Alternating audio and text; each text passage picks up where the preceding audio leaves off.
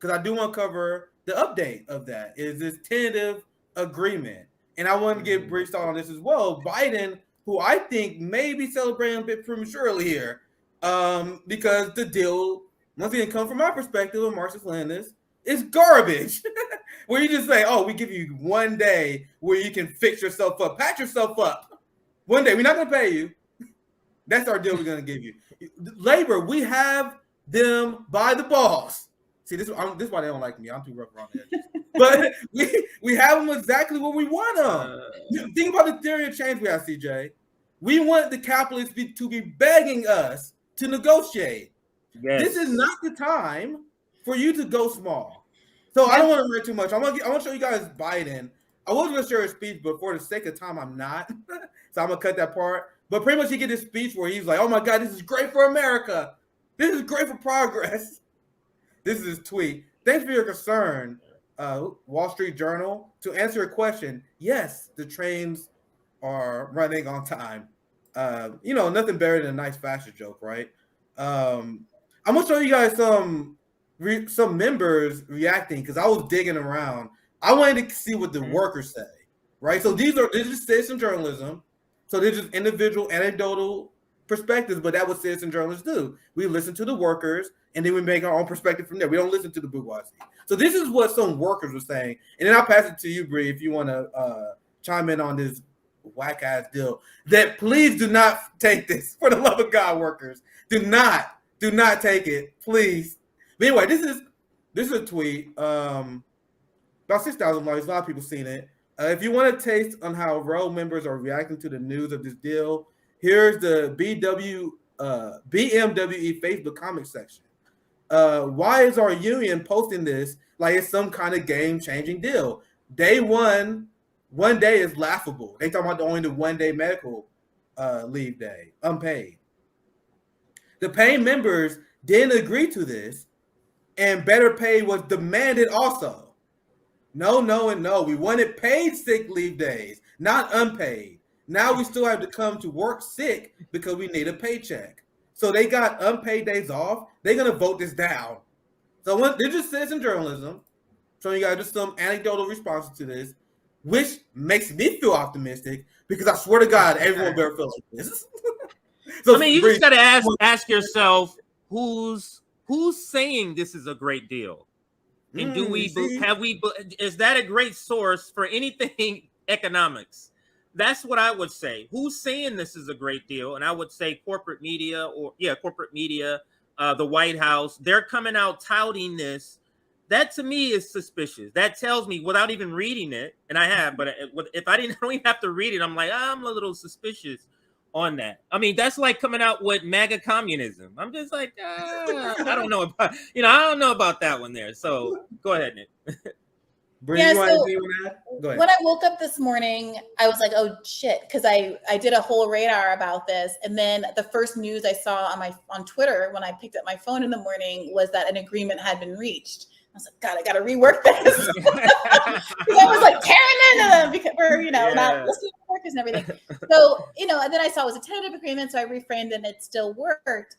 But it was interesting because over the course of the day, Jonah Furman and others, were tweeting like, don't characterize this as a win. There's an obvious investment that the, establishment has in helping you to think that the crisis is over. And it's the fear of the shutdown that gave them the bargaining power, and the news headlines that suggest that everybody can go back to work and there's nothing to see here disempower labor. So, I do think that's a really important point. And I think Jonah and some others tweeting some other tweets from workers that are very unhappy with this compromise. And like we were saying earlier, the fact that Biden was made to come to the table, remember the posture of this just yesterday. Warren Buffett's wrote that letter to the White House urging them to vote on a proposition that would basically force them to accept the terms that the kind of Biden panel of mediators had come up with that did not include sick leave. But for Bernie voting it down and saying he was not going to vote for it, they might have been forced into that compromise last night. And instead, they were up bargaining at midnight ruining my morning by making me have to reach my radar. So that they and come to at least a tentative agreement, right? So like this stuff matters. The quality of president and their genuine commitment to labor. I think Biden, maybe he's better than most. I don't know, but he's no Bernie, because we know what would have happened if literally Bernie wasn't standing there. I was just about to say we cannot have I'm very critical of Jim Crow Joe. I'll personally about to say we couldn't have a worse guy right now in charge, because he's gonna do a lot of fake head moves that will support labor in the same way that he tricked a lot of people. And like Chris Smalls going to the White House, which I think is a misstep. I think that only get Biden a victory that he doesn't deserve, especially considering this, right? This is why I think, obviously, like, I'm not here making the argument that Republicans are better. I think both the two-party duopoly are trash. So you can say any member of the two-party duopoly right now is going to be good, right? Whether you got neoliberal Democrats or Republicans. Biden's anti-labor. That's why he came out here in celebration of this deal, which is trash. I was about to show you guys that video. To me, I see that video. I see it as an unhinged video. Because it's still saying that this deal is going to save it. This is great for the workers. This is great for the American people. That's an unhinged. It's premature. Yeah, go ahead, Bree. It's premature, and it's a plan. It's to make everybody stop paying attention, because even Joe Biden, what happened right now wasn't Joe Biden being a good guy we open talking about this. He wasn't just animated randomly. The circumstances that were created by the greed of these corporations and the hard work and perseverance of the workers, the gap between those two was so stark and so appalling that the whole country was galvanized into paying attention to this, even though all the news coverage, as you guys played earlier, went out of its way to not articulate what it was that the demand actually was and how minimal it actually was. And frankly, even when I was researching my radar and I was reading article after article, trying to get the details of the thing, it was almost impossible just to get a straight description of what the vacation policies were. Have you noticed that?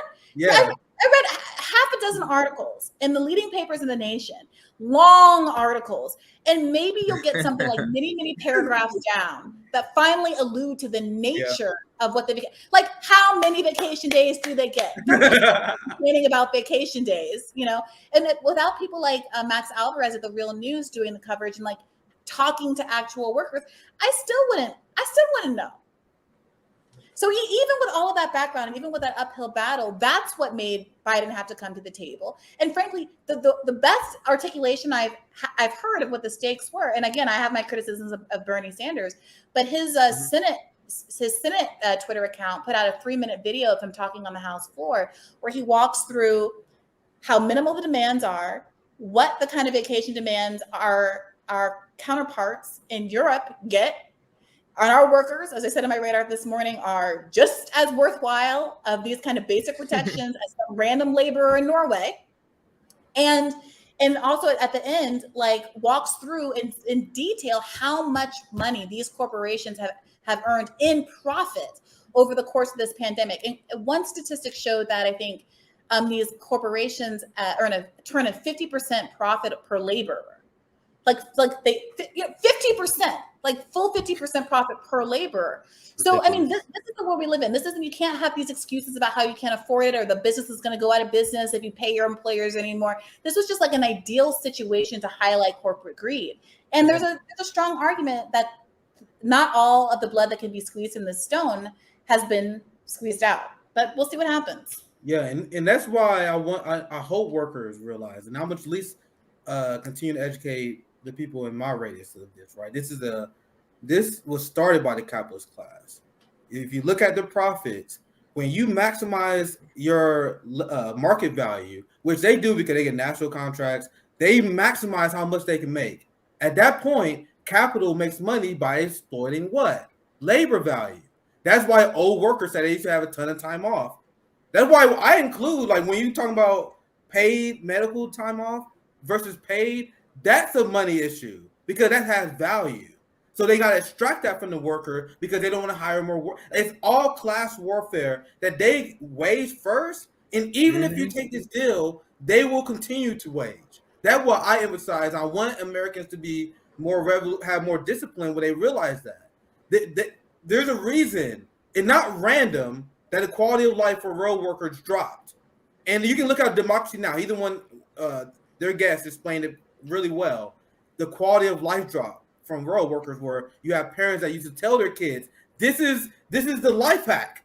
Being a road worker is a life hack. You get time off, you get a ton of family time off, and you get paid well." It went from that, and now they're like, bro, they had a 20% labor reduction, which is unheard of in that industry just a few decades ago. And that is because of the class strike that had been going on for years. Mm-hmm. Labor just now caught up.